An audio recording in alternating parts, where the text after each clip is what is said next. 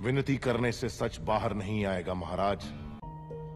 প্রভাস, পুরো নাম উপ্পলপতি ভেঙ্কট সূর্যনারায়ণ প্রভাস রাজু, ভারতীয় চলচ্চিত্র জগতের অন্যতম জনপ্রিয় তেলেগু অভিনেতা। তিনি মূলত তেলেগু ফিল্ম ইন্ডাস্ট্রিতে কাজ করেন, তবে তার খ্যাতি এখন সমগ্র ভারত এবং আন্তর্জাতিক পরিসরেও ছড়িয়ে পড়েছে। 2015 সালে মুক্তিপ্রাপ্ত মহাকাব্যিক চলচ্চিত্র বাহুবলী সিরিজের মাধ্যমে তিনি বিশ্বব্যাপী পরিচিতি লাভ করেন। প্রভাস জন্মগ্রহণ করেন 23 অক্টোবর 1979 সালে ভারতের অন্ধ্রপ্রদেশের মোগালথুর গ্রামে। তার বাবা উপ্পলপতি সূর্যনারায়ণ রাজু প্রখ্যাত চলচ্চিত্র প্রযোজক এবং মা শিবকুমারী একজন গৃহিণী। তিনি 3 ভাই বোনের মধ্যে কনিষ্ঠতম। তার চাচা কৃষ্ণম রাজু তেলেগু চলচ্চিত্রের একজন প্রখ্যাত অভিনেতা, যিনি প্রভাসকে চলচ্চিত্রের প্রতি আকৃষ্ট করতে গুরুত্বপূর্ণ ভূমিকা পালন করেন। প্রভাস হায়দ্রাবাদের দুর্গাবাই দেশমুখ কলেজ থেকে স্নাতক সম্পন্ন করেন। যদিও তিনি প্রকৌশল বিদ্যা নিয়ে পড়াশোনা করেছিলেন, ছোটবেলা থেকেই চলচ্চিত্রের প্রতি তার আগ্রহ ছিল। প্রভাস 2002 সালে তেলেগু চলচ্চিত্র ঈশ্বর দিয়ে চলচ্চিত্রে আত্মপ্রকাশ করেন। যদিও সিনেমাটি বক্স অফিসে তেমন সাফল্য পায়নি, তবে তিনি তার অভিনয় দক্ষতার জন্য প্রশংসিত হন। এরপর 2004 সালে মুক্তিপ্রাপ্ত বর্ষম সিনেমাটি তার ক্যারিয়ারে প্রথম বড় সাফল্য নিয়ে আসে এবং তাকে একজন জনপ্রিয় রোমান্টিক হিরো হিসেবে প্রতিষ্ঠিত করে। 2005 থেকে 2010 সাল পর্যন্ত তিনি ছত্রপতি, ইক নিরঞ্জন, ডার্লিং, মিস্টার পারফেক্ট ইত্যাদি হিট সিনেমায় অভিনয় করে দর্শকদের মন জয় করেন। তার শক্তিশালী ব্যক্তিত্ব, অভিনয়ের দক্ষতা এবং পরিশ্রম তাকে তেলেগু চলচ্চিত্রের শীর্ষ তারকাদের একজন করে তোলে।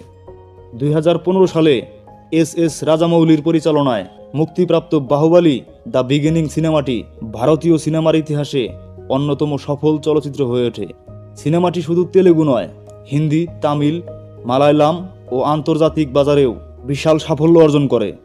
এই সিনেমায় তিনি আমরেন্দ্র বাহুবলী চরিত্রে অভিনয় করে ভারত জুড়ে ব্যাপক খ্যাতি অর্জন করেন। 2017 সালে মুক্তিপ্রাপ্ত বাহুবলী 2 দ্য কনক্লুশন সিনেমাটি তার ক্যারিয়ারের সবচেয়ে বড় ব্লকবাস্টার হিট হয়ে ওঠে। এটি ভারতীয় চলচ্চিত্র ইতিহাসের অন্যতম সর্বোচ্চ আয় করা সিনেমা হিসেবে রেকর্ড করে। বাহুবলী সিরিজের বিশাল সাফল্যের পর প্রভাস বলিউড সহ বিভিন্ন ইন্ডাস্ট্রির প্রতি মনোযোগ দেন। 2019 সালে মুক্তিপ্রাপ্ত শাহ সিনেমাটি বলিউডে তার প্রথম পদচিহ্ন, যেখানে তিনি শ্রদ্ধা কাপুরের সাথে অভিনয় করেন। যদিও সিনেমাটি মিশ্র প্রতিক্রিয়া পায়, তবে এটি বক্স অফিসে উল্লেখযোগ্য ব্যবসা করে। 2022 সালে প্রভাস অভিনীত রাধে শ্যাম মুক্তি পায়, যেখানে তিনি রোমান্টিক অবতারে অভিনয় করেন। এছাড়া 2023 সালে মুক্তিপ্রাপ্ত আদিপুরুষ, যা হিন্দু মহাকাব্য রামায়ণের উপর ভিত্তি করে নির্মিত, তার অন্যতম আলোচিত সিনেমা।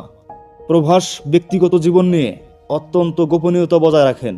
বিভিন্ন সময়ে তার সহ অভিনেত্রী আনুশকা শেঠির সঙ্গে সম্পর্কের গুজব ছড়ালেও তিনি কখনো এ নিয়ে প্রকাশ্যে কিছু বলেননি। তিনি অবিবাহিত এবং বর্তমানে তার পরিবার ও ক্যারিয়ারে মনোনিবেশ করেছেন। প্রভাস তার অভিনয়ের জন্য বিভিন্ন পুরস্কার ও সম্মাননা অর্জন করেছেন। এর মধ্যে উল্লেখযোগ্য হচ্ছে নন্দী পুরস্কার, তেলেগু সিনেমার জন্য রাজ্য সরকার প্রদত্ত, SIIMA awards, South Indian International movie awards, তারপরে রয়েছে ফিল্মফেয়ার অ্যাওয়ার্ডস সাউথ। প্রভাস চলচ্চিত্রের পাশাপাশি বিভিন্ন সামাজিক কাজেও যুক্ত আছেন। তিনি বিভিন্ন দাতব্য সংস্থায় অনুদান প্রদান করে থাকেন এবং শিশুদের শিক্ষার উন্নয়নে কাজ করে থাকেন।